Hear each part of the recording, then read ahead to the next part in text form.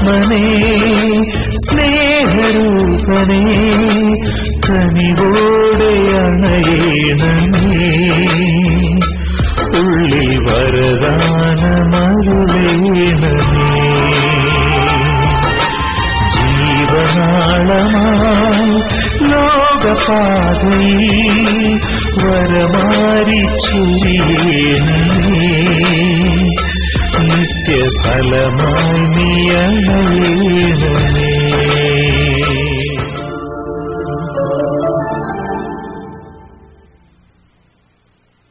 അവനെ കൂടാതെ ഒന്നും ഉണ്ടായിട്ടില്ല. ഇന്നീ കാണുന്ന ഞാന്, എന്റെ രൂപം, എന്റെ ആരോഗ്യം, എന്റെ സൗന്ദര്യം, എന്റെ ശബ്ദം എല്ലാം ഈശോ തന്നതാണ്. എന്റെ സമ്പത്ത്, എന്റെ കഴിവുകള് ഇതെല്ലാം ഈശോ തന്നതാണ്. പ്രിയപ്പെട്ടവരെ, ഇതാരും നാം ഉണ്ടാക്കിയതല്ല. നിനക്കുള്ള സമ്പത്ത്, നിനക്കുള്ള ജോലി, നിനക്കുള്ള ആരോഗ്യം, നിനക്കുള്ളതെല്ലാം കർത്താവ് തന്നതാണ്.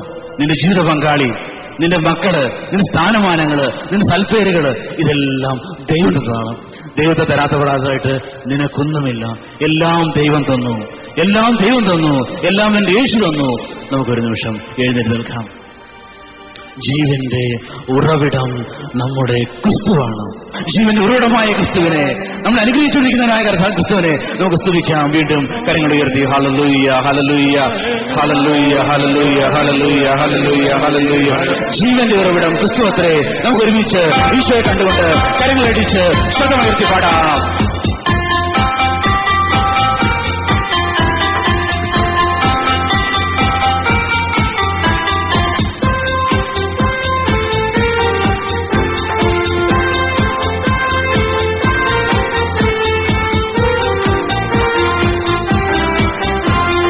ജീവന്റെ ഉറവിടം ക്രിസ്തുവത്രേ. നാവിനാൽ അവനെ ഞാൻ ഘോഷിക്കും. അവനത്രേ പാപഹരൻ ജീവനാൽ എന്നെ വീണ്ടെടുത്തു.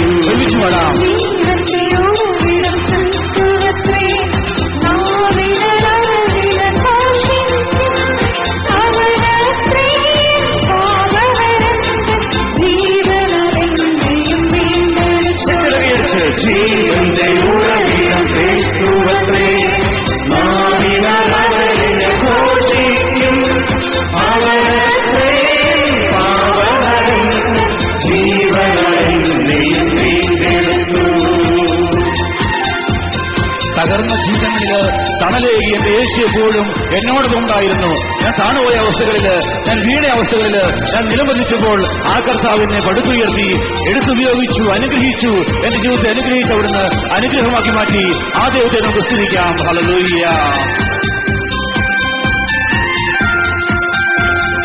ആഴ്ചയിലെനിക്കവൻ കാണലേ, താങ്ങി എന്നെ വീഴ്ചയിൽ വഴി നടത്തി. ഉടച്ചെന്റെ കണ്ണൂനി പൊൻകരത്താൽ തുടിക്കുന്ന മനം സ്വർഗ സന്തോഷത്താൽ.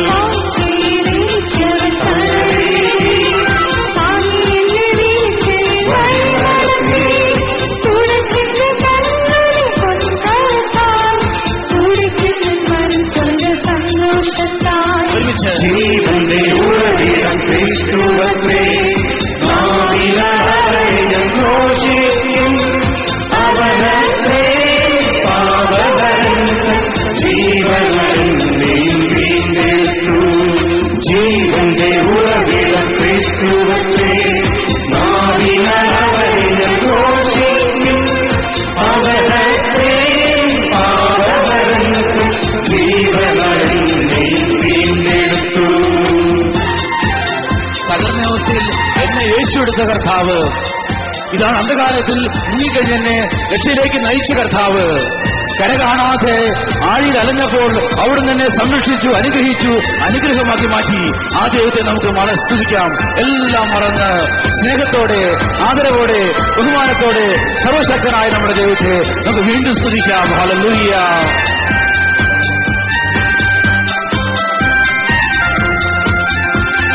കരകണറാടി അലയൂരേ, കരുണയെ കാക്ഷിക്കും മൃതപ്രായരേ, പരിജനച്ചാരത്തു ബന്ധിതരേ, കരുമവ കൃപ മനഃശാന്തിയതും.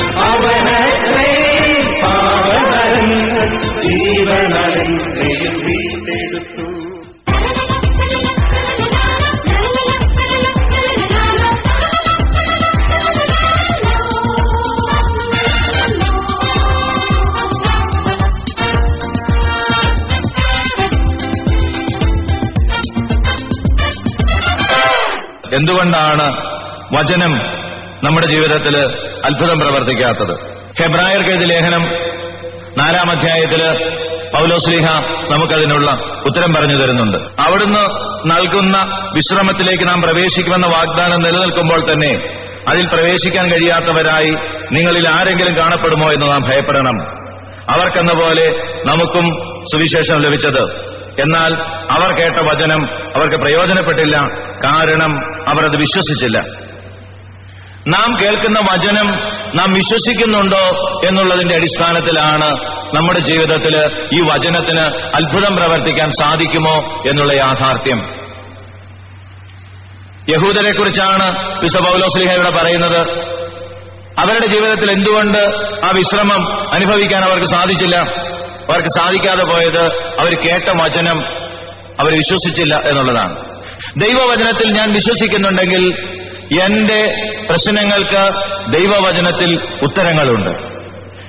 ആ ഉത്തരങ്ങൾ എന്റെ ജീവിതത്തിൽ യാഥാർത്ഥ്യമാവുകയും ചെയ്യും. ഈ ലോകത്ത് നമുക്ക് ക്ലേശങ്ങൾ ഉണ്ടാവും. കാരണം ഇവിടെ തിന്മയുടെ ഭരണത്തിന് മനുഷ്യൻ സമ്മതം കൊടുത്തിരിക്കുന്നു പർദീസായിൽ വെച്ച്. എന്തുകൊണ്ട് ഈ ലോകത്ത് ഇങ്ങനെ തിന്മയുടെ അനുഭവങ്ങൾ അല്ലെങ്കിൽ ദുരന്ത അനുഭവങ്ങൾ നമുക്കുണ്ടാകുന്നു? ഉത്തരം വിശുദ്ധ ഗ്രന്ഥം തരുന്നത് ഈ ഉത്തരം ഇതാണ്.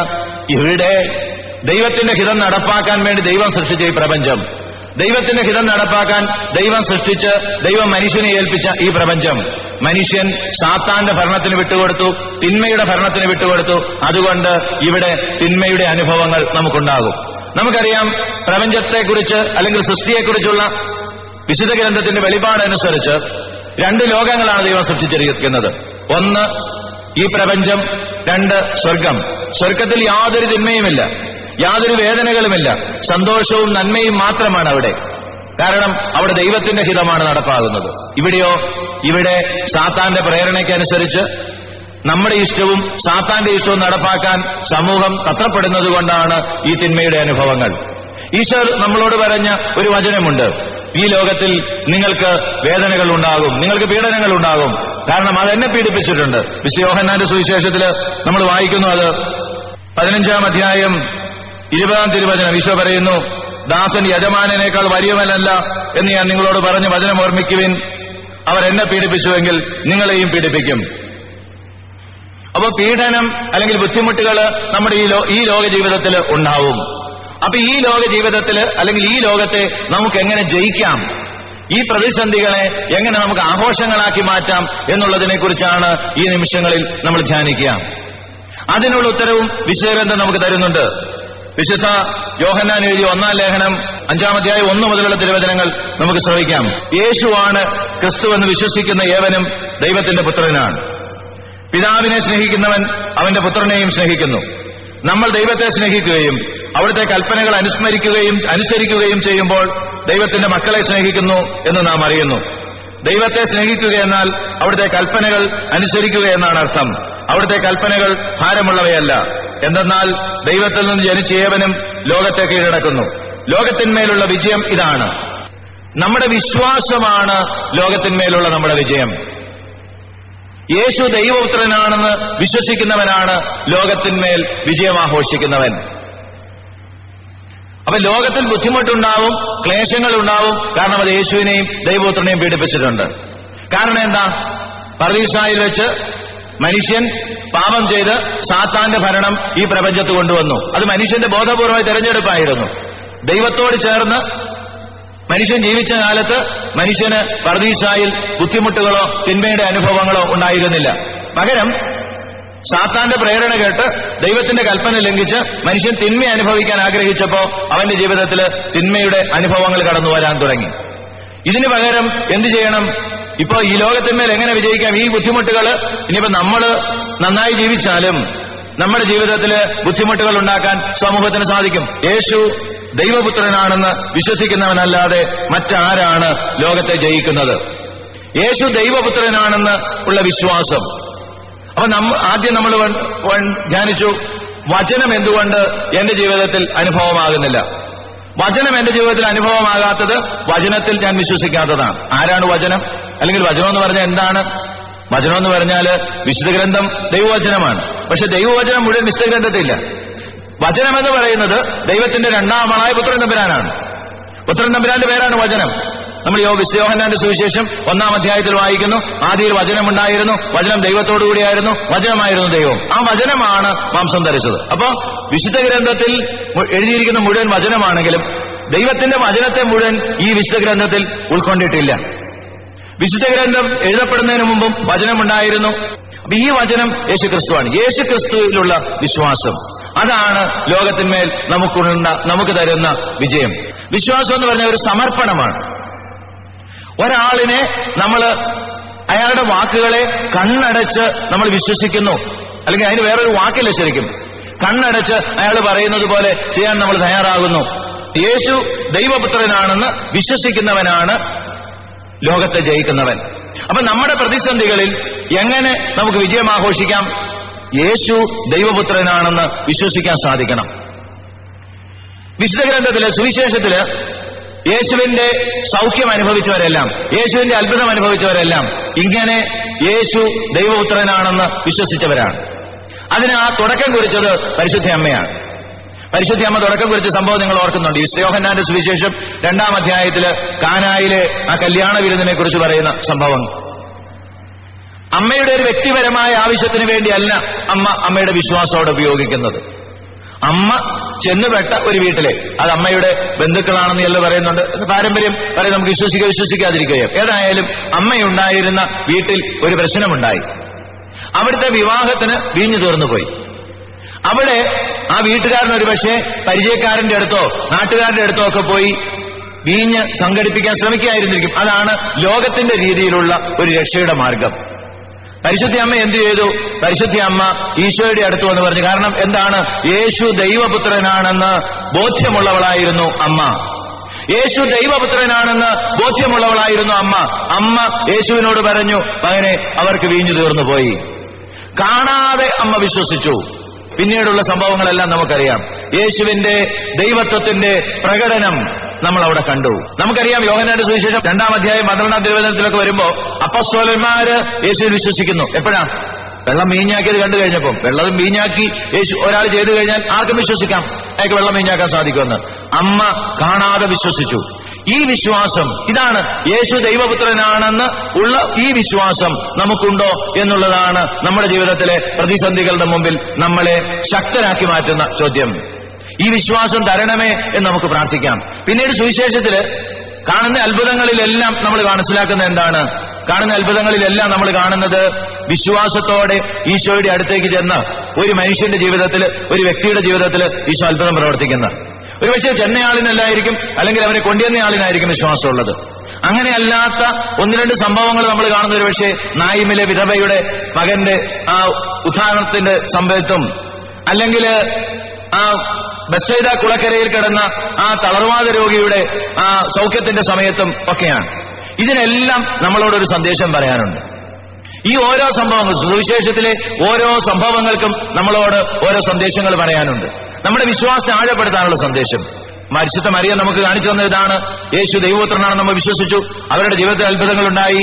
ആ കുടുംബത്തിൽ അത്ഭുതമുണ്ടായി. അപ്പസ്തോലന്മാർ വിശ്വസിച്ചു, ശിഷ്യന്മാർ വിശ്വസിച്ചു. അത് അത്ഭുതങ്ങൾ തുടങ്ങാനുള്ള ഒരു അവസരമായി മാറി. അപ്പൊ യേശു ദൈവപുത്രനാണെന്ന് വിശ്വസിക്കുക.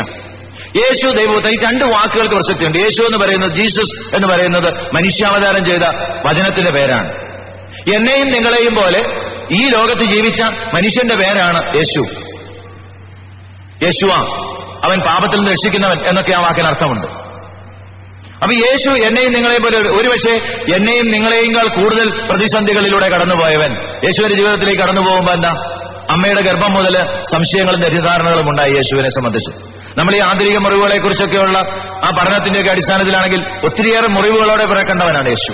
യേശു എന്ന വ്യക്തി. പിന്നീട് പിറക്കാൻ ഒരു സ്ഥലം കിട്ടിയില്ല. ജീവൻ രക്ഷിക്കാൻ വേണ്ടി ഒളിച്ചോടേണ്ടി വന്നു. പാരമ്പര്യം പറയുന്നതനുസരിച്ച് ഒരു 14-15 വയസ്സായപ്പം ഔസേപ്പിതാവ് സംരക്ഷകനായിരുന്ന ആള് മരിച്ചു. പിന്നീട് അമ്മയെ പോറ്റി ഒറ്റയ്ക്ക് ജീവിക്കേണ്ടി വന്നു. ഇങ്ങനെ ജീവിതത്തിൽ ഒത്തിരിയേറെ വെല്ലുവിളികളിലൂടെ കടന്നുപോയ, നമ്മളൊക്കെ ചിന്തിക്കുന്നതിനേക്കാൾ വലിയ വെല്ലുവിളികളിലൂടെ കടന്നുപോയ ഒരു മനുഷ്യനാണ് നസ്രത്തിലെ യേശു. യേശുവിന്റെ പരസ്യ ജീവിതം ആരംഭിക്കുമ്പോൾ അവന് ഭ്രാന്താണെന്ന് അവന്റെ വീട്ടുകാർ വരെ പറഞ്ഞു. മാർക്കോസിന്റെ സുവിശേഷം 3-ാം അധ്യായത്തിൽ രേഖപ്പെടുത്തിയിട്ടുണ്ട്. അവരങ്ങനെ പറഞ്ഞ് അവനെ കൂട്ടിക്കൊണ്ടുവരാൻ പോയി. അപ്പൊ എല്ലാവരാലും തെറ്റിദ്ധരിക്കപ്പെട്ട ഒരു മനുഷ്യൻ, നമ്മുടെയൊക്കെ തെറ്റിദ്ധാരണയുടെ അല്ലെങ്കിൽ തെറ്റിദ്ധരിക്കപ്പെടുന്നതിന്റെ നോമ്പരം അനുഭവിച്ച് ഇവിടെ കടന്നു വന്നിരിക്കുന്ന ആരെങ്കിലും ഉണ്ടെങ്കിൽ തിരിച്ചറിയുക, നമ്മളെക്കാളൊക്കെ ഒത്തിരിയേറെ തെറ്റിദ്ധരിക്കപ്പെട്ടവനാണ് നമ്മുടെ കർത്താവ്. ഇപ്പൊ കുരിശിൽ നിന്ന് ഇറങ്ങി വരാൻ വെല്ലുവിളിക്കുമ്പോൾ കർത്താവിന് കുരിശിൽ നിന്ന് ഇറങ്ങി വരാൻ സാധിക്കും. പക്ഷെ പിതാവിന്റെ ഹിതം അതല്ല എന്ന് അറിഞ്ഞുകൊണ്ട് പിതാവിന്റെ ഹിതത്തെ, ലോകത്തിന്റെ വെല്ലുവിളികൾക്ക് മുമ്പിൽ പിതാവിന്റെ ഹിതത്തിന് വേണ്ടി ആ വിട്ടുകൊടുക്കുന്ന ഒരു സഹനമുണ്ടല്ലോ, യേശുവിന്റെ ഒരു വലിയ സഹനമാണത്. അപ്പൊ മനുഷ്യൻ എന്നുള്ള രീതിയിൽ ഒത്തിരി സഹിച്ചവനാണ് ഈശോ. ഇത് പിതാവ് അയച്ചവനാണ് യേശു എന്ന് വിശ്വസിക്കുന്നവൻ ദൈവപുത്രനാണ്. അപ്പൊ നമ്മളൊക്കെ യേശുവിൽ വിശ്വസിക്കുന്നു എന്നുള്ളത് കൊണ്ട്, അല്ലെങ്കിൽ യേശുവിലുള്ള വിശ്വാസം ആഴപ്പെടുത്താൻ ശ്രമിക്കുന്നു എന്നുള്ളത് കൊണ്ട് നമ്മളൊക്കെ ദൈവപുത്രന്മാരായി മാറിക്കൊണ്ടിരിക്കുന്നവരാണ്. പ്രിയപ്പെട്ടവരെ, ഇത് വളരെ ആഴത്തിൽ നമ്മൾ ധ്യാനിക്കേണ്ട ഒരു വിഷയമാണ്. യേശു നമ്മളെക്കുറിച്ച് ആഗ്രഹിക്കുന്ന ഏറ്റവും വലിയ ഒരു ഉൾക്കാഴ്ചയാണിത്. നമ്മൾ ദൈവത്തിന്റെ പുത്രരാണെന്ന് നമ്മൾ നമ്മളെ തന്നെ മനസ്സിലാക്കണം. വിശുദ്ധ യോഹന്നാന്റെ സുവിശേഷം 17-ാം അധ്യായം 23-ാം തിരുവചനത്തിൽ ഈശോ നടത്തുന്ന ഒരു പ്രാർത്ഥനയുണ്ട്. പിതാവേ, അങ്ങ് എന്നെ സ്നേഹിച്ചതുപോലെ ഇവരെയും സ്നേഹിച്ചുവെന്ന് ലോകം അറിയട്ടെ. ദൈവസ്നേഹത്തെക്കുറിച്ചുള്ള ഒരു വലിയ സന്ദേശമാണ് നമുക്ക് തരുന്നത്. യേശുവിനെ സ്നേഹിക്കുന്നത് പോലെ പിതാവ് എന്നെയും നിങ്ങളെയും സ്നേഹിക്കുന്നു. യേശുവിനെ സ്നേഹിക്കുന്നത് പോലെ പിതാവ് എന്നെയും നിങ്ങളെയും സ്നേഹിക്കുന്നു. ഇനി നമുക്ക് തിരിച്ച് യേശുവിന്റെ ജീവിതത്തിലേക്ക് വരാം. യേശുവിന്റെ ജീവിതത്തിൽ നമ്മൾ എന്താ കാണുക? യേശു 3 വർഷം ദൈവരാജ്യം പ്രസംഗിച്ച് നടന്നു. പിതാവിന്റെ ഹിതം നടപ്പാക്കേണ്ടത് എങ്ങനെയാണെന്ന് പഠിപ്പിച്ചുകൊണ്ട് നടന്നു. ഒരു തിന്മയും ചെയ്തിട്ടില്ല, നന്മ മാത്രമാണ് ചെയ്തത്. പീലാത്തോസും സഭാ പ്രമാണിമാരുടെ സഭയും ഒക്കെ കൂടിയിട്ട് യേശുവിൽ ഒരു കുറ്റവും കണ്ടുപിടിക്കാൻ സാധിച്ചില്ല. പക്ഷേ യേശു വധശിക്ഷയ്ക്ക് പോവുകയാണ്. യേശുവിനെ ചമ്മട്ടി കൊണ്ട് അടിക്കുന്നു, തുപ്പുന്നു. എന്തുമാത്രം നിന്ദനങ്ങളും പീഡനങ്ങളും ആശ്രയിക്കുക. എപ്പോഴും യേശു പിതാവേ പിതാവേ പിതാവേ എന്ന് മാത്രം വിളിച്ചുകൊണ്ട് എന്റെ അപ്പനറിയാതെ എന്റെ ജീവിതത്തിൽ ഒന്നും സംഭവിക്കുന്നില്ല എന്നുള്ള ബോധ്യത്തിലൂടെ നടന്നു നീങ്ങുന്ന യേശു. ഇതാണ് യേശു നമുക്ക് തരുന്ന രക്ഷയുടെ മാർഗം. യേശു ക്രിസ്തുവാണെന്ന്, ദൈവപുത്രനാണെന്ന് വിശ്വസിക്കുന്നവൻ അല്ലാതെ മറ്റാരാണ് ലോകത്തെ ജയിക്കുക? ദൈവപുത്രനായ യേശു ലോകത്തെ ജയിക്കുന്ന മാർഗം നമുക്ക് കാണിച്ചു തരികയാണ്. സഹനത്തിന്റെ നിമിഷങ്ങളിൽ എല്ലാം യേശു പിതാവിനെ വിളിച്ചുകൊണ്ട് മുന്നേറുന്നു. നമുക്കറിയാം, ഗത്സമേനയില് മത്തായിയുടെ സുവിശേഷത്തില് മാത്രം രേഖപ്പെടുത്തിയിരിക്കുന്ന ഒരു സംഭവമുണ്ട്. ഈശോ അവിടെ പ്രാർത്ഥിച്ചുകൊണ്ടിരിക്കുമ്പോ യൂദാസിന്റെ നേതൃത്വത്തിൽ വന്ന പടയാളികൾ യേശുവിനെ പിടിക്കുകയാണ്. യേശുവിനെ പിടിച്ചപ്പോ പത്രോസ് വാളൂരി വെട്ടിയതൊക്കെ നമുക്കറിയാം. അപ്പൊ ഈശോ വാൾ അതിന്റെ ഉറയിലിടുക എന്ന് പറഞ്ഞതും നമുക്കറിയാം. പക്ഷെ അതിനുശേഷം ഈശോ പറഞ്ഞ ഒരു വചനം പലപ്പോഴും നമ്മൾ ശ്രദ്ധിക്കാറില്ല. അതിതാണ്, എനിക്ക് എന്റെ പിതാവിനോട് അപേക്ഷിക്കാൻ കഴിയുകയില്ലെന്നും ഉടൻ തന്നെ അവിടുന്ന് എനിക്ക് തന്റെ ദൂതന്മാരുടെ 12-ലേറെ വ്യൂഹങ്ങളെ അയച്ചു തരികയില്ലെന്നും നീ വിചാരിക്കുന്നുവോ? അങ്ങനെയെങ്കിൽ ഇപ്രകാരം സംഭവിക്കണമെന്ന വിശുദ്ധ ലിഖിതം എങ്ങനെ നിറവേറും? മത്തായിയുടെ സുവിശേഷം 26-ാം അധ്യായം 53-ാം തിരുവചനം. യേശു പത്രോസിനോട് ചോദിക്കുന്നതാണ്, എന്റെ പിതാവിന് എന്നെ രക്ഷിക്കാൻ കഴിയാത്തത് കൊണ്ടല്ല എനിക്ക് ഈ സഹനം ഉണ്ടാകുന്നത്. എന്റെ പിതാവിനെ എന്നെ രക്ഷിക്കണമെന്നുണ്ടായിരുന്നെങ്കിൽ, ഈ പടയാളിയുടെ കയ്യിൽ ഞാൻ അകപ്പെടേണ്ട എന്ന് പിതാവിനുണ്ടായിരുന്നെങ്കിൽ പിതാവ് എന്നെ രക്ഷിക്കുമായിരുന്നു. പിന്നെന്താണ്, ഞാൻ ഇതിലൂടെയൊക്കെ കടന്നു പോകണം എന്നുള്ള തിരുവെഴുത്ത്. ഒരുപക്ഷേ കന്താൽമസാച്ചൻ കുരിശ് മുക്തിയും ശക്തിയും എന്ന പുസ്തകത്തിൽ പറയുന്നത് പോലെ യേശുവിനാകുന്ന സമയത്ത് തനിക്ക് ലഭിക്കാനിരിക്കുന്ന മഹത്വത്തെക്കുറിച്ച് പൂർണ്ണമായ അറിവുണ്ടായിരുന്നോ എന്ന് നമുക്ക് വിശ്വസിക്കാനാവില്ല. യേശു പിതാവിലുള്ള വിശ്വാസത്തോടെ ആ സഹനത്തെ ഏറ്റെടുക്കുകയാണ്. എന്റെ പിതാവിന് വേണമെങ്കിൽ എന്നെ രക്ഷിക്കാമായിരുന്നു. ഇങ്ങനെയുള്ളവർക്കാണ് സഹനം അല്ലെങ്കിൽ ബുദ്ധിമുട്ടുകൾ, പ്രതിസന്ധികൾ ആഘോഷിക്കാൻ സാധിക്കുക. പിതാവിനെ കുറ്റം പറയുകയല്ല. പിതാവേ പിതാവേ എന്ന് വിളിച്ചുകൊണ്ട് കാൽവരിയിലേക്ക് നടന്ന ആ മകൻ കുരിശിൽ മരിക്കുമ്പോ പ്രാർത്ഥിക്കുന്ന നമുക്കറിയാം. വിശുദ്ധ ലൂക്കായുടെ സുവിശേഷം 23-ാം അധ്യായത്തിൽ നമ്മൾ 46-ാമത്തെ തിരുവചനം നമ്മൾ വായിക്കുന്നു, പിതാവേ അങ്ങേ കൈകളിൽ എന്റെ ആത്മാവിനെ ഞാൻ സമർപ്പിക്കുന്നു. ഈ പിതാവ് നോക്കുകയാണ്, നിങ്ങൾക്ക് എന്ത് ചെയ്യാൻ സാധിക്കും? ലോകത്തോട് പിതാവ് ചോദിക്കുന്ന ചോദ്യം ഒരുപക്ഷെ ആ മകനിലുള്ള വിശ്വാസം കൊണ്ട് പിതാവ് ചോദിക്കുകയാണ്, ലോകമേ നിങ്ങൾക്ക് എന്ത് ചെയ്യാൻ സാധിക്കും? എന്റെ മകനെ തല്ലി. ആ മകൻ അപ്പോഴും പിതാവേ എന്ന് വിളിച്ചു. പിതാവേ പിതാവേ എന്ന് വിളിച്ചുകൊണ്ട് പോയി അവസാനം എന്താ? മരിക്കുന്നുവെന്ന് കണ്ടപ്പോഴും പിതാവിനെ കുറ്റം പറയാനോ ദൈവത്തെ കുറ്റം പറയാനോ ഒന്നും നിൽക്കാതെ യേശു പിതാവേ അങ്ങേ കൈകളിൽ എന്റെ ആത്മാവിനെ പിതാവിനോടുള്ള ഒരു സ്നേഹം. യേശു ദൈവപുത്രനാണെന്ന് വിശ്വസിക്കുന്നവർക്ക് ഈ വിശ്വാസം ദൈവത്തിലുണ്ടാവണം. എന്റെ ദൈവം അറിയാതെയല്ല എന്റെ ജീവിതത്തിൽ സംഭവിക്കുക. ഈ ലോകത്ത് ബുദ്ധിമുട്ടുകൾ ഉണ്ടാവും, ഈ ലോകത്ത് ക്ലേശങ്ങൾ ഉണ്ടാവും. യേശു പറഞ്ഞിരിക്കുന്നതാണ്. യേശുവിന് വിശ്വസിക്കുന്നവൻ വിശ്വസിക്കേണ്ട ഒരു യാഥാർത്ഥ്യമാണ്. ബുദ്ധിമുട്ടുകൾ ഉണ്ടാവും. എന്നിട്ടെന്റെ അവർക്കുണ്ടാകാത്തത് ഇവർക്കുണ്ടാകാത്തത് എന്ന് ചോദിക്കുന്നത് നമ്മുടെ വിശ്വാസത്തിന്റെ കുറവാണ്. യേശു സ്നേഹിക്കുന്നവർക്ക് കൂടുതൽ സഹിക്കാൻ, കൂടുതൽ ബുദ്ധിമുട്ടാൻ, തന്നോട് പങ്കുചേരാനൊക്കെ അവസരം നൽകും. നമുക്കറിയാം, തിരുസഭയിലെ എല്ലാ വിശുദ്ധരും ഒത്തിരിയേറെ സഹിച്ചവരാണ്. വീരോചിതമായി ക്രൈസ്തവ പുണ്യങ്ങൾ അഭ്യസിക്കുക എന്ന് പറഞ്ഞാൽ സഹിച്ചഭ്യസിക്കുക എന്ന് തന്നെയാണ് അതിന്റെ അർത്ഥം. വീരോചിതമായി പുണ്യങ്ങൾ അഭ്യസിച്ചവര്.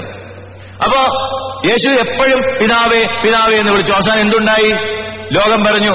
കാൽവരിയില് യേശു മരിച്ചപ്പോ പിതാവേ അങ്ങേ കൈകളിൽ എന്റെ ആത്മാവിനെ സമർപ്പിക്കുന്നു എന്ന് പറഞ്ഞ് യേശു മരിക്കുമ്പോ ലോകം കൈയടിച്ച് ചിരിച്ചു. ഇവന്റെ തീർന്നു, പണി തീർന്നു. ഇനി എന്തെങ്കിലും ചെയ്യാനാവുമോ എന്ന് നോക്കി, ലോകത്തെ നോക്കി പിതാവ് നിൽക്കുകയാണ്. ഒരു പക്ഷേ ഒരു കാര്യം, ഒരു യാഥാർത്ഥ്യമുണ്ട്. ഇങ്ങനെ ഈ മകൻ പിതാവേ പിതാവേ എന്ന് വിളിക്കുമ്പോ, ഓരോ അടിയുടെ നിമിഷത്തിലും വേദന കൊണ്ട് പിളഞ്ഞ് പിതാവേ പിതാവേ എന്ന് വിളിക്കുമ്പോ സ്വർഗത്തിൽ ഇരിക്കുന്ന ഒരു പിതാവിന്റെ ഹൃദയം വേദനിക്കുന്നുണ്ട് ഈ മകനെ ഓർത്ത്. ഈ ലോകത്ത് പ്രതിസന്ധികളുടെ മുമ്പിൽ നടക്കുമ്പോഴും പിതാവേ പിതാവേ എന്ന് വിളിച്ച് മുന്നേറുന്ന ഓരോ മകനെയും മകളെയും ഓർത്ത് സ്വർഗം ആകുലപ്പെടുന്നുണ്ട്. എന്നിട്ട് എന്താണ് സംഭവിച്ചത്? ഇനിയും നിങ്ങൾക്ക് എന്തെങ്കിലും ചെയ്യാനുണ്ടോ എന്ന മട്ടില് പിതാവ് വേദനയോട് നോക്കുകയാണ്. ലോകത്തിന് ഇനിയൊന്നും ചെയ്യാനില്ല. അവസാനം ലൊങ്കീനോസ് വന്ന് ആ പിതാവിൽ കുത്തി എന്ന് നമ്മൾ അറിയുന്നു. രക്തവും വെള്ളവും ഒഴുകി. അത് കഴിഞ്ഞ് ഇറക്കി അടക്കി. ലോകത്തിന് ചെയ്യാന്ന് പരമാവധി ചെയ്തു. വലിയൊരു കല്ല് പുരട്ടി വെച്ചു. പിതാവിന്റെ പ്രവർത്തനം ആരംഭിക്കുകയാണ്. മഗ്ദലേന മറിയവും യാക്കോബിന്റെ അമ്മ മറിയവും സലോമിയും ചിന്തിച്ചത് ഈ കല്ലാരും ഉരുട്ടി മാറ്റുമെന്ന. അവിടെ ചെന്നപ്പോൾ അവിടെ കല്ലുണ്ടായിരുന്നില്ല, അവിടെ യേശു ഉണ്ടായിരുന്നില്ല. മരണത്തെക്കാൾ അപ്പുറമായി പരാജയത്തിന്റെ ഏറ്റവും വലിയ രൂപമാണ് മരണമെങ്കിൽ അത് സ്വീകരിച്ചിട്ട് യേശു പറഞ്ഞു, എല്ലാ പരാജയങ്ങളെയും ഞാൻ കീഴടക്കിയിരിക്കുന്നു. Hallelujah, hallelujah, hallelujah. മനസ്സിന്റെ കെട്ടിക്കിടക്കുന്ന എല്ലാ ദുഃഖങ്ങളുടെ മുമ്പിലും ഈ വചനം നമുക്ക് ശക്തി പകരണം. ഞാൻ ലോകത്തെ കീഴടക്കിയിരിക്കുന്നുവെന്ന് മരിക്കുന്നതിന് മുമ്പ് ഈശോ നമ്മളോട് പറഞ്ഞ ആ വചനം, മരണത്തെ പോലും കീഴടക്കിക്കൊണ്ട് ലോകത്തിലെ എല്ലാ പരാജയങ്ങളെയും കീഴടക്കി. യേശു ദൈവപുത്രനാണെന്ന് എന്ന് വിശ്വസിക്കുന്നവൻ ലോകത്തെ കീഴടക്കും. അപ്പൊ ലോകത്തിലെ നമ്മുടെ പ്രതിസന്ധികൾക്ക് മുമ്പിൽ നമുക്കുണ്ടാകേണ്ട തിരിച്ചറിവ് ഇതാണ്: യേശു ദൈവപുത്രനാണ്. ദൈവപുത്രൻ എനിക്ക് കാണിച്ചു തന്ന ഒരു വഴി, അത് രക്ഷയുടെ വഴിയാണ്. ആ വഴിയിലൂടെ നടക്കുമ്പോ എന്റെ പ്രതിസന്ധികൾ എനിക്ക് ആഘോഷത്തിന്റെ അവസരങ്ങളാക്കി മാറ്റാൻ സാധിക്കും. പറയുന്ന എനിക്കും കേൾക്കുന്ന നിങ്ങൾക്കും ശരീരത്ത് തൊടുമ്പോ വേദനയുണ്ടാകുമെന്നുള്ള തീർച്ചയാണ്. നമുക്കറിയാം, ഗത്സമേനയില് നമ്മുടെ കർത്താവ് രക്തം ചിന്തിയാണ് പ്രാർത്ഥിച്ചത്. ഓരോ അടിക്കും അവിടുന്ന് ഒത്തിരി വേദനിച്ചിട്ടുണ്ട്. വേദന ഉണ്ടാവുമ്പോ വേദനയില്ല എന്നൊക്കെ പറയുന്നത് നുണ പറയുന്നത്. അങ്ങനെ ഉണ്ടെങ്കിൽ എന്തെങ്കിലും രോഗമുണ്ടെന്ന. വേദനിച്ചുകൊണ്ട് തന്നെ പിതാവ് എന്ന് വിളിക്കുമ്പോഴാണ് നമ്മുടെ വിശ്വാസത്തിന്റെ ആഴം കാണുന്നത്. നമുക്ക് കാണാനാവാത്തൊരു പിതാവ്, ഒരുപക്ഷെ നമ്മുടെ മുമ്പിൽ ഇല്ലാത്തൊരു പിതാവ്, ആ പിതാവിനെ വിളിക്കാൻ സാധിക്കുമ്പോ എന്താണ് ദൈവം അതിനെ നമുക്ക് പറഞ്ഞു തരുന്നത്? നാം ലോകത്തെ വിജയിക്കും. എല്ലാ പരാജയങ്ങളെയും പരാജയപ്പെടുത്തിക്കൊണ്ട് ദൈവം നമ്മളെ ഉയർത്തും.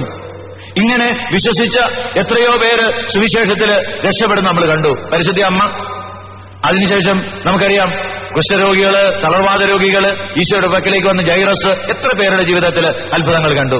ഈ അത്ഭുതം ഇന്നും തുടർന്നുകൊണ്ടിരിക്കുന്നു എന്നുള്ളതാണ് യാഥാർത്ഥ്യം. നമുക്കറിയാം, ഈശോ മരിച്ച് ആ അപ്പസ്തോലന്മാര് പരിശുദ്ധാത്മാവിനെ സ്വീകരിച്ച ആദ്യത്തെ സുവിശേഷ പ്രസംഗം സുന്ദര കവാടത്തില് പത്രോസിന്റെ വാക്ക് കേൾക്കാനിരുന്ന ആ രോഗിയെ സൗഖ്യപ്പെടുത്തി. പത്രോസ് തളർവാദ രോഗി എഴുന്നേറ്റ് നടന്നു.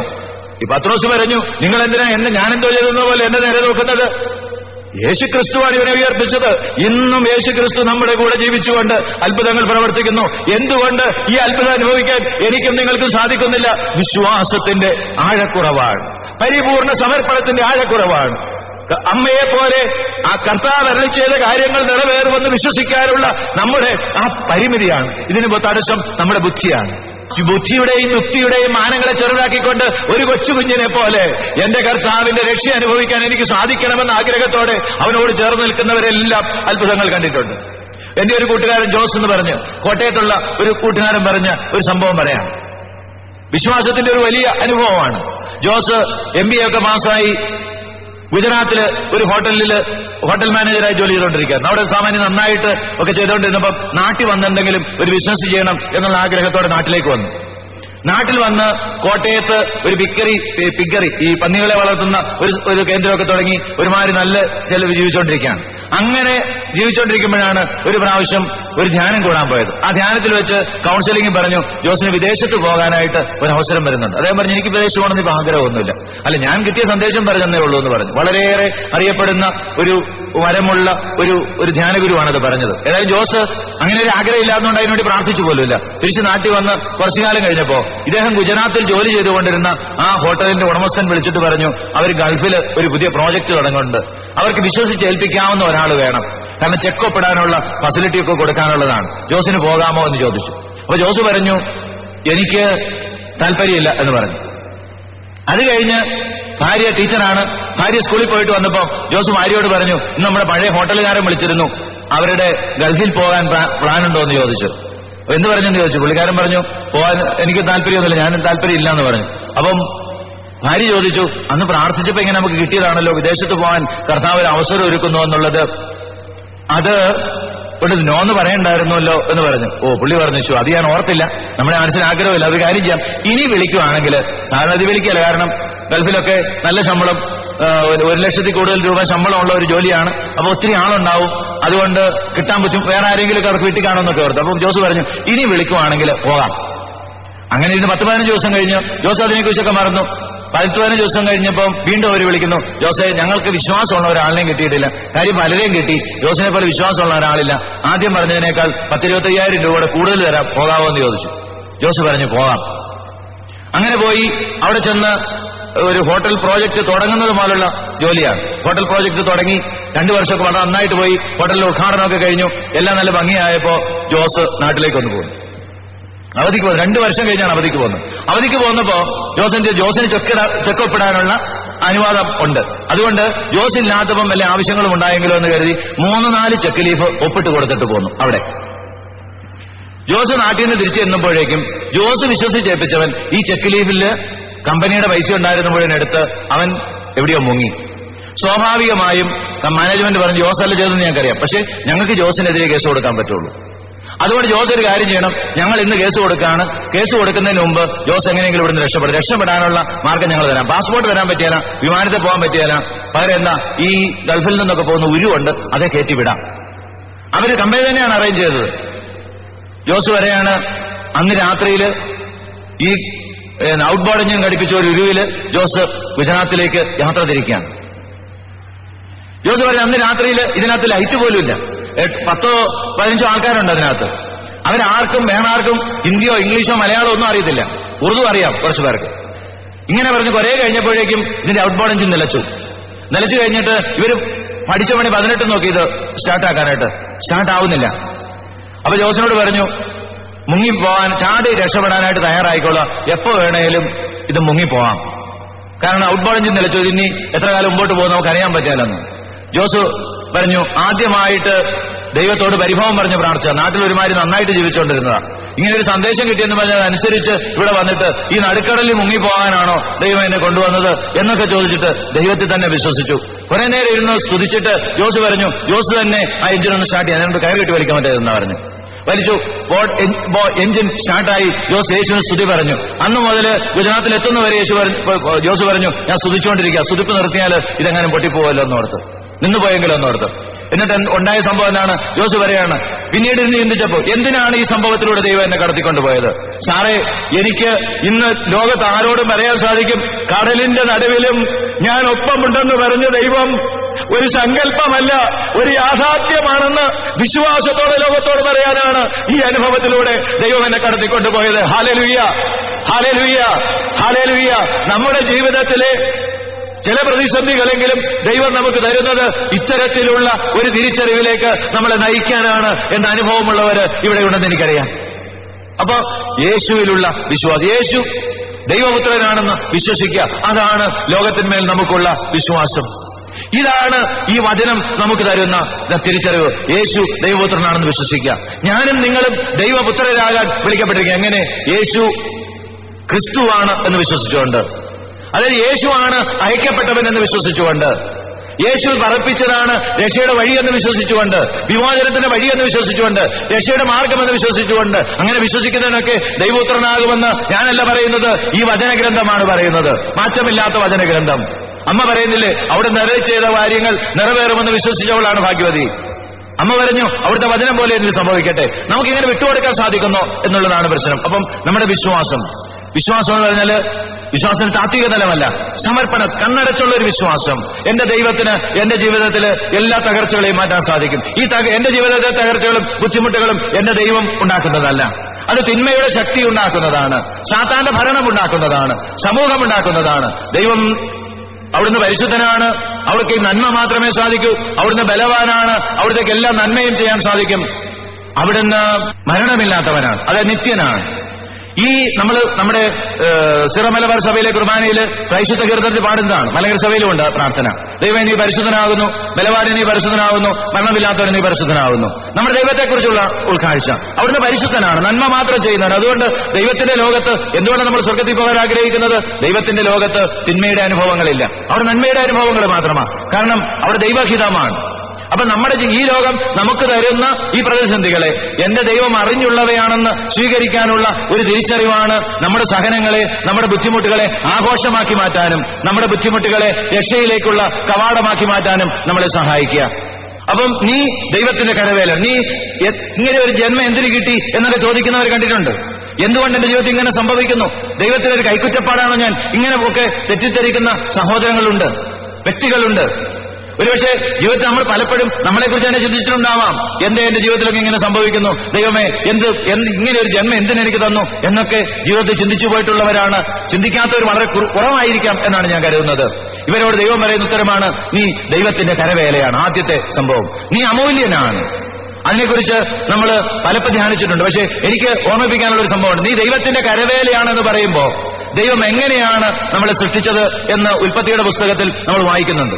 ഉൽപ്പത്തിയുടെ 1-2 അധ്യായങ്ങളിൽ സൃഷ്ടിയുടെ വിവരണങ്ങൾ മുഴുവൻ നമ്മൾ വായിക്കുന്നു. 3-ാം അധ്യായത്തിലാണല്ലോ പതനത്തിന്റെ കഥ വായിക്കാം. ദൈവത്തിന്റെ ഛായയിലും സാദൃശ്യത്തിലും നമ്മളെ സൃഷ്ടിച്ചു എന്നുള്ളതാണ്. ദൈവത്തിന്റെ ഛായയെക്കുറിച്ചും സാദൃശ്യത്തെക്കുറിച്ചുമുള്ള ഏറ്റവും വലിയ ദൈവശാസ്ത്രപരമായ വ്യാഖ്യാനങ്ങളൊക്കെ അവിടെ നിൽക്കട്ടെ. ആ ദൈവശാസ്ത്രപരമായ വ്യാഖ്യാനങ്ങളെ ദൈവ സ്നേഹമാണ്, ദൈവം പ്രകാശമാണ് എന്നുള്ളതൊക്കെ പലപ്പോഴും ധ്യാനിച്ചിട്ടുണ്ടാവും. എനിക്കിവിടെ ഓർമ്മിപ്പിക്കാനുള്ളതാണ്, ദൈവത്തിന്റെ സാദൃശ്യം എന്ന് പറഞ്ഞാൽ എന്താണ്, ദൈവത്തിന്റെ ഛായ എന്ന് പറഞ്ഞാൽ എന്താണ്? ദൈവം നിത്യനാണ്. അപ്പൊ ഞാനും നിങ്ങളും സൃഷ്ടിക്കപ്പെട്ടിരിക്കുന്നത് നിത്യമായ ഒരാത്മാവോടെയാണ്, നിത്യമായ ഒരു ജീവിതത്തിന് വേണ്ടിയാണ്.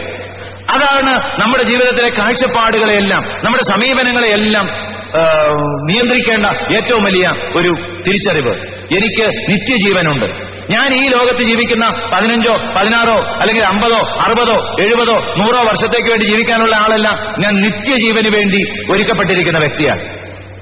നിത്യജീവന് വേണ്ടി ഒരുക്കപ്പെട്ടിരിക്കുന്ന ഒരു വ്യക്തി. നമ്മളെക്കുറിച്ച് നമുക്കുണ്ടാവേണ്ട ഒരു ശബ്ദം. അപ്പം ശരിക്കും നമ്മുടെ ബർത്ത്ഡേ എന്ന് പറയുന്നത് നമ്മളൊക്കെ ആഘോഷിക്കുന്നത് ശരിക്കും നമ്മുടെ ബർത്ത്ഡേ അല്ല.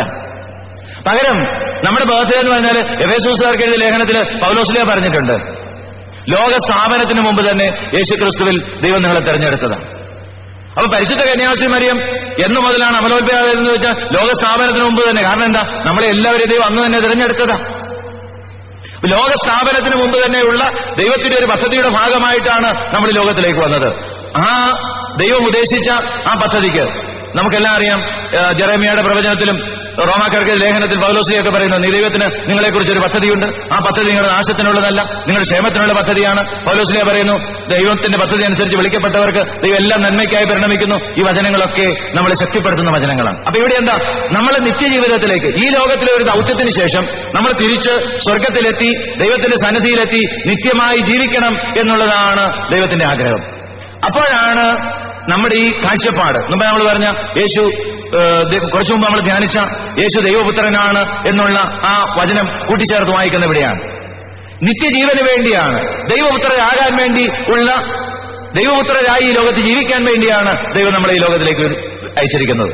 അതുകൊണ്ടാണ് പൗലോസ്ലീഹ കൊരിന്ത്യർക്ക് എഴുതിയ ലേഖനം 1-ാം ലേഖനം 15-ാം അധ്യായത്തിൽ പറഞ്ഞിരിക്കുന്നത്, ഈ ജീവിതത്തിന് വേണ്ടി മാത്രം ക്രിസ്തുവിൽ പ്രത്യാശ വെച്ചിട്ടുള്ളവരാണെങ്കിൽ നമ്മൾ എല്ലാ മനുഷ്യരെയും നിർഭാഗ്യന്മാരാണ്. ഒരുപക്ഷെ ഇവിടെ ലോകത്തിന്റെ മേലുള്ള വിജയം അല്ലെങ്കിൽ ഈ നമ്മുടെ പ്രതിസന്ധികളിലുള്ള തകർച്ച, ഇതിനെക്കുറിച്ചൊക്കെ ചിന്തിക്കുമ്പോൾ നമ്മുടെ മനസ്സിൽ കടന്നു വരേണ്ട ഒരു ചിന്ത ഇതാണ്: എന്തുകൊണ്ട് എന്റെ ജീവിതം നിർഭാഗ്യകരമായിരിക്കുന്നു? ഞാൻ യേശുവിലൊക്കെ വിശ്വസിക്കുന്നുണ്ട്, പക്ഷെ എന്റെ ജീവിതം നിർഭാഗ്യകരമായിരിക്കുന്നെങ്കിൽ, അല്ലെങ്കിൽ ഇന്നും നിർഭാഗ്യകരമായ അനുഭവങ്ങളിലൂടെ ഞാൻ കടന്നു പോകുന്നെങ്കിൽ ഈ ലോകത്തിന് വേണ്ടി മാത്രം ഞാൻ ദൈവത്തിൽ പ്രത്യാശ വെച്ചിരിക്കുന്നത് കൊണ്ടാണ്. ഞാൻ വരുന്നത് ഒരു കല്യാണ തടസ്സം, ഞാൻ ധ്യാനം കൂടുന്നത്, വചനം കേൾക്കുന്നത് ഒരു വിവാഹ തടസ്സം മാറാനോ, അല്ലെങ്കിൽ ഒരു പ്രമോഷൻ കിട്ടാനോ, അല്ലെങ്കിൽ ഒരു രോഗശാന്തി ഉണ്ടാവാനോ, അതൊന്നും വേണ്ടെന്നല്ല. അതിനൊക്കെ വേണ്ടി പ്രാർത്ഥിക്കണം, നേടുകയും വേണം. പക്ഷേ അതൊക്കെ എന്തിനാണ്? നിത്യജീവനിൽ ദൈവത്തോടൊപ്പം ആയിത്തീരാൻ വേണ്ടിയാണ്. അപ്പൊ അതുകൊണ്ട് എന്താണ്? ദൈവം നമ്മുടെ നന്മയ്ക്കായി എല്ലാം പരിണമിപ്പിക്കുന്ന പറയുമ്പോൾ അർത്ഥം എന്താണ്? ദൈവം നമ്മുടെ നന്മയ്ക്കായി എല്ലാം പരിണമിപ്പിക്കുന്ന പറയുമ്പോൾ അർത്ഥം ഇതാണ്: ഈ പ്രാർത്ഥനയ്ക്ക് നമ്മൾ ആഗ്രഹിക്കുന്ന രീതിയിലുള്ള ഉത്തരം കിട്ടിയില്ലെങ്കിലും നിത്യരക്ഷയ്ക്ക് ആവശ്യമായ ഉത്തരം ദൈവം നമുക്ക് നൽകിയിട്ടുണ്ടാവും. ദൈവത്തോടൊപ്പം നമുക്കറിയാം, ഗെത്സമനിയിൽ ഈശോയ്ക്കുണ്ടായ അനുഭവം. ഈശോ പാനപാത്രം മാറ്റി തരണമേ എന്ന് പ്രാർത്ഥിച്ചു. ആ പാനപാത്രം എന്താണെന്നുള്ളതിനെ കുറിച്ചൊക്കെ ദൈവശാസ്ത്രജ്ഞന്മാർക്കിടയിൽ അഭിപ്രായ വ്യത്യാസമുണ്ട്. പക്ഷേ ഒരു കാര്യം എന്തുമായിക്കൊള്ളട്ടെ, യേശു മാറ്റിത്തരണമെന്ന് പ്രാർത്ഥിച്ച ആ പാനപാത്രം യേശു സഹിക്കേണ്ടി വന്നു എന്നുള്ളത് നമുക്കറിയാം. അവിടെ എന്താ ഉണ്ടായത്? യേശുവിനെ ശക്തിപ്പെടുത്താൻ ദൈവം സ്വർഗത്തിൽ നിന്ന് ദൂതനെ അയച്ചു കൊടുത്തു. അപ്പൊ നമ്മുടെ ആഗ്രഹങ്ങൾ നമ്മൾ ദൈവത്തിന്റെ സന്നിധിയിൽ പ്രാർത്ഥിക്കുമ്പോൾ ചിലപ്പോൾ നമുക്ക് അതേപടി അത് സാധിച്ചു കിട്ടിയില്ലെങ്കിൽ തിരിച്ചറിയുക, ദൈവത്തിൽ വിശ്വസിക്കുന്നവന് ഈ പ്രതിസന്ധികളെ നേരിടാനുള്ള എല്ലാ ഉൾക്കരുത്തും ദൈവം നമുക്ക് തന്നിട്ടുണ്ടാവും. ഇത് നമ്മുടെ ജീവിതത്തെ പിന്നിലേക്കൊന്ന് നോക്കി നമ്മൾ കണ്ടെത്തുമ്പോഴാണ് നമുക്ക് കൂടുതൽ നമ്മുടെ വിശ്വാസം ആഴപ്പെടുക. ഇത്തരമൊക്കെ വചനം കേൾക്കുമ്പോൾ, ഇങ്ങനെയൊക്കെ വചനം കേൾക്കുമ്പോൾ നമ്മൾ ഇതിനെ ചിന്തിക്കേണ്ടത്, ധ്യാനിക്കേണ്ടതാണ് എന്റെ ജീവിതത്തിൽ ദൈവം ഇങ്ങനെ നടത്തിയിട്ടുള്ള ഇടപാടുകളെ കുറിച്ച് ഒന്ന് കണ്ടെത്താനുള്ള ഒരു കൃപ. ദൈവം പാഴായി പോകാൻ ഒരു ജന്മത്തെയും ഈ ലോകത്തേക്ക് വിട്ടിട്ടില്ല. എല്ലാവരെ കുറിച്ചും ദൈവത്തിനൊരു പദ്ധതിയുണ്ട്. അപ്പൊ എന്താണ് ഈ പദ്ധതി? അതാണ് എഫെസോസുകാർക്ക് ഇതിനും 2:10 പറയുന്നത്. ദൈവം മുൻകൂട്ടി നിശ്ചയിച്ച സൽപ്രവൃത്തികൾക്കായിട്ടാണ് നമ്മൾ ഈ ലോകത്തിലേക്ക് അയക്കപ്പെട്ടത്. ഫലം പുറപ്പെടുവിക്കാൻ വേണ്ടിയാണ് നമ്മൾ ഈ ലോകത്തിലേക്ക് അയക്കപ്പെട്ടിരിക്കുന്നത്. നമ്മുടെ ഒരു ശരാശരി ക്രൈസ്തവ ജീവിതത്തെക്കുറിച്ചുള്ള കാഴ്ചപ്പാട് എന്താ? വ്യഭിചരിക്കുന്നില്ല, മോഷ്ടിക്കുന്നില്ല, കള്ളസാക്ഷി പറയുന്നില്ല, എനിക്ക് പാപമൊന്നുമില്ല. നമ്മൾ കുമ്പസാരിക്കാൻ വേണ്ടി ബുദ്ധിമുട്ടുക. എന്താ ഞാൻ പാപം ചെയ്യുന്നു, ഞായറാഴ്ച പള്ളിയിൽ പോകുന്നുണ്ട്, അച്ഛൻ പറയുന്നതൊക്കെ കൊടുക്കുന്നുണ്ട്, ആരോടും വഴക്ക് കൂടുന്നില്ല. പകരം ഞാൻ ചെയ്യേണ്ട സൽപ്രവൃത്തി ചെയ്തിട്ടുണ്ടോ എന്നുള്ള ഒരു ചിന്ത, അതാണ് നമുക്ക് പാപബോധം തരിക. ഞാൻ ചെയ്യേണ്ട പ്രവൃത്തി ഞാൻ ചെയ്തിട്ടുണ്ടോ എന്റെ ജീവിതത്തിൽ? ഒരുപക്ഷെ ദൈവിക അനുഭവത്തിലേക്ക് വന്നിരിക്കുന്ന അവരാണ് ഇവിടെ കൂടിയിരിക്കുന്നതെന്ന് കരുതുന്നു. നമ്മുടെയൊക്കെ ജീവിതത്തിൽ ഏറ്റവും വലിയ പാപം എന്ന് പറയുന്നത് മോഷ്ടിക്കുകയോ വ്യഭിചരിക്കുകയോ ചെയ്യുന്നൊന്നും ആയിരിക്കില്ല. കാരണം പലരും അത് മിക്കവാറും തന്നെ ആരും അത് ചെയ്യുന്നുണ്ടാവില്ല. പകരം എന്താ? ഞാൻ ചെയ്യേണ്ട നല്ല പ്രവൃത്തി, എനിക്ക് ലഭിച്ചിരിക്കുന്ന ദൈവാനുഭവം അത് വർദ്ധിപ്പിക്കാനും അത് പങ്കുവെക്കാനും ഒക്കെ എനിക്ക് സാധിക്കുന്നുണ്ടോ? ഒത്തിരി നല്ല പ്രവൃത്തികളുണ്ട് നമ്മുടെ ജീവിതത്തിൽ. എങ്ങനെയാ? ദൈവസ്നേഹത്തെ പ്രതി നമുക്ക് പ്രവർത്തിക്കാൻ സാധിക്കുന്നുണ്ടോ? ഞാൻ ഈ പ്രവർത്തിക്കുന്നതെല്ലാം ദൈവസ്നേഹത്തിനോട്. ഈശോ യോഹന്നാന്റെ സുവിശേഷം 17-ാം അധ്യായം 4-ാം തിരുവചനത്തിൽ ഈശോയുടെ ജീവിതം അവസാനിപ്പിച്ചുകൊണ്ട് നടത്തുന്ന ഒരു പ്രാർത്ഥനയുണ്ട്. പിതാവേ, അങ്ങനെ ഏൽപ്പിച്ച ജോലി പൂർത്തിയാക്കിക്കൊണ്ട് ഭൂമിയിൽ ഞാൻ അങ്ങേ മഹത്വപ്പെടുത്തി, അതിനാൽ സ്വർഗത്തിൽ എന്നെ മഹത്വപ്പെടുത്തണമേ. ഇതുപോലെ എന്റെ ജീവിതം കൊണ്ട് എന്റെ ദൈവത്തെ മഹത്വപ്പെടുത്താൻ സാധിക്കുന്നുണ്ടോ? ധ്യാനമൊക്കെ കൂടും, പക്ഷെ ഓഫീസിൽ നിന്ന് ഞാൻ മിക്കവാറും ചെല്ലുന്ന ലേറ്റ് ആയിരിക്കും, നേരത്തെ ഇറങ്ങിപ്പോരുകയും ചെയ്യും. ഞാൻ അവിടെ ഒരു പ്രതിസാക്ഷ്യമാണ്. നമുക്കറിയാം, വചനമൊക്കെ കേൾക്കും. ഒരുപക്ഷെ പ്രാർത്ഥനാ ഗ്രൂപ്പിലൊക്കെയുള്ള ഉദ്യോഗസ്ഥന്മാരിൽ എത്രയോ പേര് കൈക്കൂലി വാങ്ങിക്കുന്നതായി നല്ല പ്രചാരണമുണ്ട്. ഇവിടെ നമ്മൾ പ്രതിസാക്ഷ്യമാവുകയാണ്. കൈക്കൂലി വാങ്ങിക്കുന്ന എല്ലാവരും വാങ്ങിക്കുന്നു, ഒരു തെറ്റായി പോലും തോന്നാറില്ല. അല്ലെങ്കിൽ നമ്മുടെ ജീവിതം ഒരു പ്രതിസാക്ഷ്യമായി മാറാറുണ്ടോ? ചുരുങ്ങി വരുമ്പോൾ എന്റെ ജീവിതത്തിൽ എനിക്കൊരു നല്ല അപ്പനോ അമ്മയോ ആകാൻ സാധിക്കാറുണ്ടോ? നല്ല ഭാര്യയോ ഭർത്താവാകാൻ സാധിക്കാറുണ്ടോ? ഞാൻ എന്റെ ഭാര്യയെ തല്ലുന്നില്ലെന്നോ ഭർത്താവിന് സമയത്ത് ഭക്ഷണം ഉണ്ടാക്കി കൊടുക്കുന്നുണ്ടെന്നോ ഒന്നുമല്ല ദൈവം ചോദിക്കുന്നത്. Are you an understanding husband or understanding wife? ജീവിതത്തെ മനസ്സിലാക്കാൻ സാധിക്കുന്നുണ്ടോ? മനസ്സിലാക്കി ഒരു ചേർന്ന പങ്കാളിയാകാൻ സാധിക്കുന്നുണ്ടോ? ഇല്ലെങ്കിൽ എന്റെ ജീവിതത്തിൽ വീഴ്ചകളുണ്ട്. ദൈവം ആഗ്രഹിക്കുന്ന സൽപ്രവർത്തികൾ. ഞാൻ ഒത്തിരി ശുശ്രൂഷകൾ നടത്തുന്നു, ശുശ്രൂഷ പങ്കെടുക്കുന്നു എന്നുള്ളത് എനിക്ക് ദൈവത്തിന്റെ തിരുസന്നിധിയിൽ വിലപിടിപ്പുള്ളതാകുന്ന എപ്പോഴാണെന്നറിയാമോ? അതിലൂടെ എന്റെ ജീവിതം അർത്ഥപൂർണമാകുമ്പോഴാണ്, എന്റെ ജീവിതം ഒരു ക്രൈസ്തവ സാക്ഷ്യമായി മാറുമ്പോഴാണ്. അല്ലാതെ ഞാൻ ഒത്തിരി പ്രാർത്ഥിച്ചതുകൊണ്ട് മാത്രം ദൈവം സംതൃപ്തനല്ല. എന്റെ ജീവിതത്തെ പരിവർത്തനപ്പെടുത്തും. ഇനിയിപ്പം ഇത് കേട്ട് കഴിയുമ്പോൾ ചിലർക്ക് വേണേൽ പറയും, ഒന്നാ പ്രാർത്ഥന കൂടെ നിർത്തിക്കാം. അതല്ല, എനിക്ക് ഒത്തിരിയേറെ കൂടി മാറ്റം വരാനുണ്ട്. യേശുവേ, എന്നെ അവിടുന്ന് മാറ്റണമേ എന്നുള്ളതാണ് എന്റെ പ്രാർത്ഥന. ഇങ്ങനെ പ്രാർത്ഥിക്കുമ്പോഴാണ് നിങ്ങളുടെ കണ്ണുനീർത്തുള്ളികൾ നിങ്ങളുടെ കാസയിൽ ദൈവത്തിന് ബലിയർപ്പിക്കാൻ സാധിക്കുക. എനിക്കൊരു നല്ല അപ്പനാകാൻ സാധിക്കുന്നില്ല. എനിക്കൊന്നും വരുന്നുണ്ടാവും, അരിശം വരുന്നുണ്ട്. ഞാൻ ആന്തരിക സൗഖ്യ ശുശ്രൂഷയൊക്കെ കൂടിയതാ. ഞാൻ പൊട്ടിത്തെറിക്കുന്ന സ്വഭാവക്കാരന്. അല്ലെങ്കിൽ മക്കളെ ഒന്ന് പ്രശംസിക്കാൻ എനിക്ക് സാധിക്കുന്നില്ല. ഞാൻ അവരെ തല്ലുന്നില്ല, അല്ല അവർക്ക് വേണ്ടതെല്ലാം ചെയ്തു കൊടുക്കുന്നുണ്ടെന്നുള്ളത് മാത്രമായില്ലല്ലോ.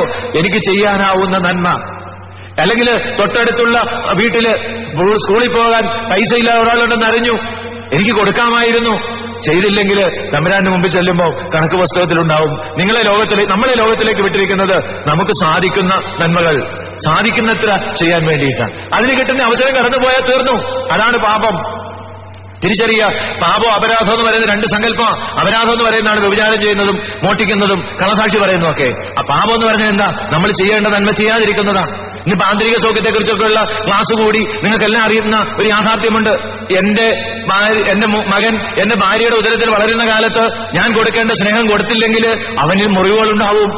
അവൻ മുറിവുകളുള്ളവനായി ലോകത്തേക്കുമ്പോ അവനെ അടിച്ചു ശരിയാക്കാനല്ല നമ്മൾ ശ്രമിക്കേണ്ടത്. പകരം യേശുവേ, എനിക്ക് തെറ്റിപ്പോയി, എന്റെ തെറ്റാണ് ഇങ്ങനെ വന്നിരിക്കുന്നത്, ഇത് കാരണമെന്ന് തിരിച്ചറിഞ്ഞുകൊണ്ട് പ്രാർത്ഥിക്കുമ്പോ ഇന്നലെയും ഇന്നും എന്നും ഒന്നായ യേശു 25-30 വർഷത്തിനപ്പുറത്തേക്ക് ചെന്ന് അവനെ സുഖപ്പെടുത്തുന്നത് നമ്മൾ കണ്ടിട്ടുണ്ട്. ഒത്തിരി പേര് അനുഭവിച്ചവർക്ക് സാക്ഷ്യം പറയാൻ സാധിക്കുമെന്ന് എനിക്കറിയാം. അപ്പൊ നമ്മൾ ചെയ്യേണ്ട നല്ല പ്രവൃത്തികൾ ചെയ്യാത്തത് കൊണ്ട് ഈ ലോകത്തിന് ഒത്തിരി കുറവ് വന്നിട്ടുണ്ട്. തിന്മ ചെയ്യുന്നതുകൊണ്ട് മാത്രമല്ല, നമ്മൾ ചെയ്യേണ്ട നന്മ ചെയ്യാത്തത് കൊണ്ട് ഈ ലോകത്തിന് ഒത്തിരി കുറവ് വന്നിട്ടുണ്ട്. അതോർത്ത് ദൈവം വേദനിക്കുന്നു. അതിന് ദൈവത്തിന്റെ ആ വേദനയാണ് പാപം. ദൈവത്തെ നമ്മൾ വേദനിപ്പിക്കുന്ന അങ്ങനെയാ. ഞാൻ ലോകത്തിലേക്ക് മർഗരീത്തായെ അയച്ചത് അല്ലെങ്കിൽ സിസിലിയെ അയച്ചത് ചില കാര്യങ്ങൾ ഉദ്ദേശിച്ച. റോമാക്കാർക്ക് എഴുതിയ ലേഖനം 14-ാം അധ്യായത്തില് പൗലോസ്ലീഹ നമ്മളോട് പറഞ്ഞു തരുന്ന, പൗലോസ്ലീഹയുടെ ദൈവം നമ്മളോട് പറഞ്ഞു തരുന്ന ഒരു വചനമുണ്ട്, 7-ാം തിരുവചനം. നമ്മിലാരും തനിക്ക് വേണ്ടി മാത്രം ജീവിക്കുന്നില്ല, തനിക്ക് വേണ്ടി മാത്രം മരിക്കുന്നുമില്ല. നാം ജീവിക്കുന്നുവെങ്കിൽ കർത്താവിന് സ്വന്തമായി ജീവിക്കുന്നു, മരിക്കുന്നുവെങ്കിൽ കർത്താവിന് സ്വന്തമായി മരിക്കുന്നു.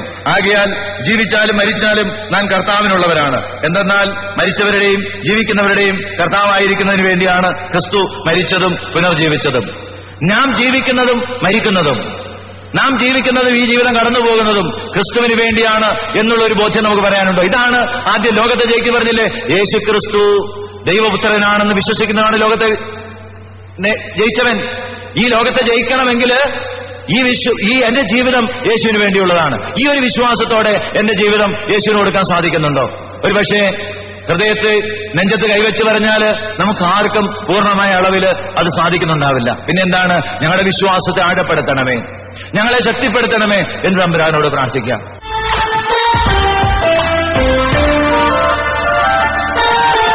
പാവനാത്മനേ സ്നേഹരൂപനേ കനിവോടെ അണയേണമേ, ഉള്ളിൽ വരദാനമരുളേണമേ. ജീവനാളമായി ലോകപാതയിൽ വരമാരി ചൊരിയേണമേ, നിത്യഫലമായി നീയണയേണമേ.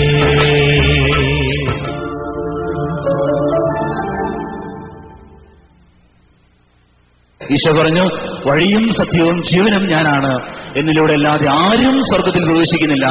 യേശുവാണ്, യേശു എന്ന ദൈവമാണ്, എന്റെ യേശുവാണ് ഏകരക്ഷകൻ. വഴിയും സത്യവും ജീവനും യേശുവാണ്. അവനെ കൂടാതെ ആരും സ്വർഗരാജ്യത്തിലേക്ക് പ്രവേശിക്കുന്നില്ല. നമ്മുടെ ദൈവം, നാം വിശ്വസിക്കുന്ന, നാം വിളിച്ചപേക്ഷിക്കുന്ന യേശു, അവൻ സർവശക്തനാണ്, അവൻ ഏക കർത്താവാണ്. നമുക്ക് ആ ദൈവത്തിൽ പരിപൂർണമായും വിശ്വസിക്കാം. ആ ദൈവത്തിൽ നമുക്ക് പൂർണ്ണമായും വിശ്വസിക്കാം. നമുക്ക് ആ ദൈവത്തെ നമുക്ക് നമ്മുടെ സ്വന്തമാക്കാം. നമ്മുടെ ജീവിതങ്ങളിലേക്ക്, നമ്മുടെ കുടുംബങ്ങളിലേക്ക് സർവശക്തനായ ദൈവത്തെ, ഏകരക്ഷകനായ കർത്താവിനെ നമുക്ക് സ്തുതിക്കാം. ഇസ്രായേലെ കേൾക്കുക, നിന്റെ ദൈവമായ കർത്താവിനെ ആരാധിക്കുക, സ്തുതിക്കുക, മഹത്വപ്പെടുത്തുക. നമുക്ക് വീണ്ടും കണ്ണുകൾ അടച്ച് ദൈവസന്നിധിയിൽ നമ്മുടെ ജീവിതങ്ങളെ തന്നെ ഭരമേൽപ്പിച്ചുകൊണ്ട് ഏക ദൈവത്തെ, ഏക കർത്താവിനെ, ഏക യേശുവിനെ നമുക്ക് സ്തുതിച്ച് പ്രാർത്ഥിക്കാം. അവന്റെ അനുഗ്രഹങ്ങളാൽ നമ്മുടെ ജീവിതങ്ങൾ നിറയാൻ വേണ്ടി പ്രാർത്ഥിക്കാം. അവൻ നമ്മുടെ ജീവിതങ്ങളെ അനുഗ്രഹിക്കാൻ വേണ്ടി പ്രാർത്ഥിക്കാം. കരങ്ങൾ വീണ്ടും സ്വർഗത്തിലേക്ക് നമുക്ക് ഉയർത്താം. ഓ കർത്താവേ, അവിടുന്നാണ് ഏകരക്ഷകൻ, അവിടുന്ന് മാത്രമാണ് ഏകരക്ഷകൻ. എന്നെ രക്ഷിക്കാൻ സാധിക്കുന്നത് അവിടുത്തേക്ക് മാത്രമാണ് കർത്താവേ. എന്നെ പടുത്തുറന്ന് ഉയർത്താൻ സാധിക്കുന്നത് അവിടുത്തേക്ക് മാത്രമാണ് കർത്താവേ. എന്റെ അലച്ചിലിൽ നിന്ന് എന്നെ മോചിപ്പിക്കാൻ സാധിക്കുന്നത് അങ്ങേക്ക് മാത്രമാണ് കർത്താവേ. ശാപഗ്രസ്തമായ എന്റെ കുടുംബത്തിൽ നിന്ന് എന്നെ രക്ഷിക്കാൻ സാധിക്കുന്നത് കർത്താവേ അങ്ങേക്ക് മാത്രമാണ്. ഓ ദൈവമേ, അവിടുന്ന് കടന്നു വരണമെന്ന് പ്രാർത്ഥിക്കാം.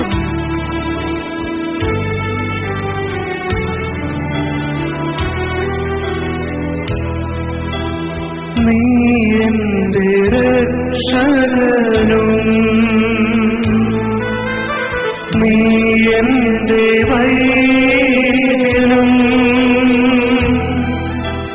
നീ എന്റെ ആനന്ദവും, നീ ദൈവം. ഒരുമിച്ച് പാടാം.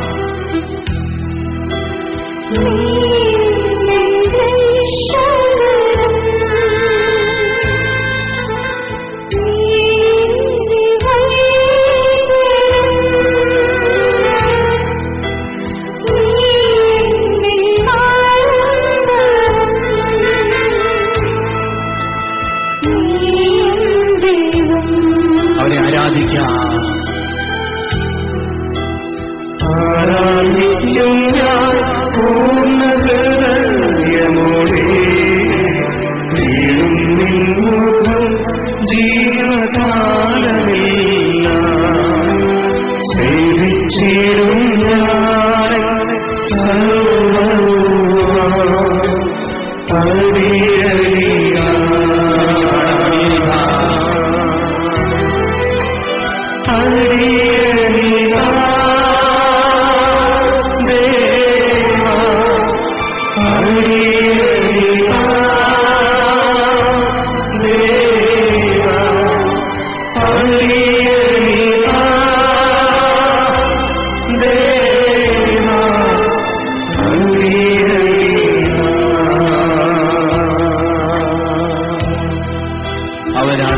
സങ്കേതം, അവരാണ് എന്റെ കോട്ട, അവരാണ് എന്റെ പ്രാണനാഥൻ. ആ ദൈവത്തെ നമുക്ക് ആരാധിക്കാം, ആ ദൈവത്തെ നമുക്ക് സ്നേഹിക്കാം, ആ ദൈവത്തെ നമുക്ക് സ്തുതിക്കാം. എന്റെ സങ്കേതമായ, എന്റെ കോട്ടയായ, എന്റെ പ്രാണനാഥനായ, എന്റെ എല്ലാമായ യേശുവെ നമുക്ക് ഹൃദയത്തിൽ നിന്ന് ആരാധിക്കാം.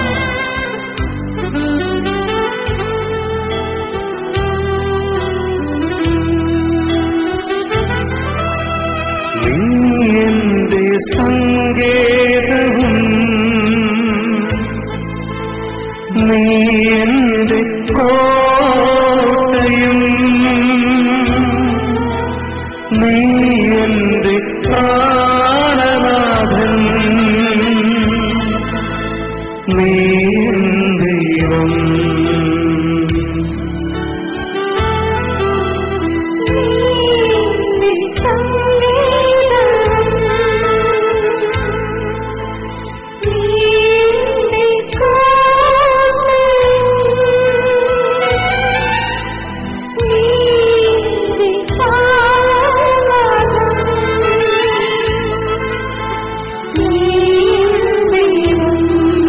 ആ ദൈവത്തെ പൂർണ്ണഹൃദയത്തോടെ ആരാധിക്കാം, അവരെ നമുക്ക് സേവിക്കാം, അവരെ നമുക്ക് സ്നേഹിക്കാം.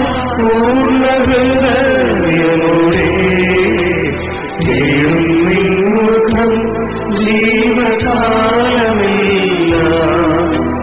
സേവിച്ചിടും ഞാൻ സർവ്വവുമാ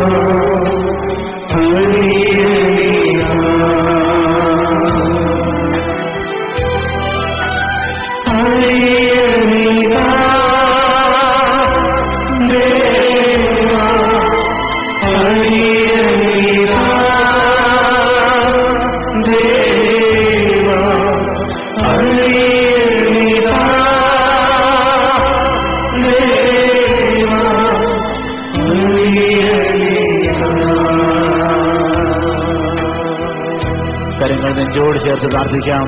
കർത്താവേ, നീയാണ് എന്റെ അഭയം, നീയാണ് എന്റെ എല്ലാം, എന്റെ പ്രത്യാശയും എല്ലാം അവിടുന്ന്. കർത്താവേ, അങ്ങല്ലാതെ എനിക്കാരുമില്ല. കർത്താവേ, അവിടുന്നാണ് ഏകരക്ഷകൻ, അവിടുന്നാണ് ഏകൻ, അവിടുന്നാണ് ഏകദൈവം. എന്റെ പ്രത്യാശ അവിടുന്ന് മാത്രമാണ്. കർത്താവേ, ഞാൻ അങ്ങേ ആരാധിക്കുന്നു, ഞാൻ അങ്ങേ സ്നേഹിക്കുന്നു, ഞാൻ അങ്ങേ സ്നേഹിക്കുന്നു. ഹല്ലേലൂയ.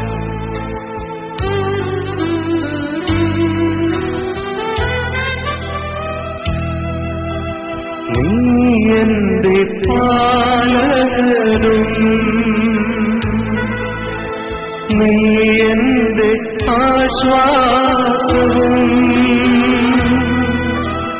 നീ എന്റെ മറവിടവും നീ ദൈവം.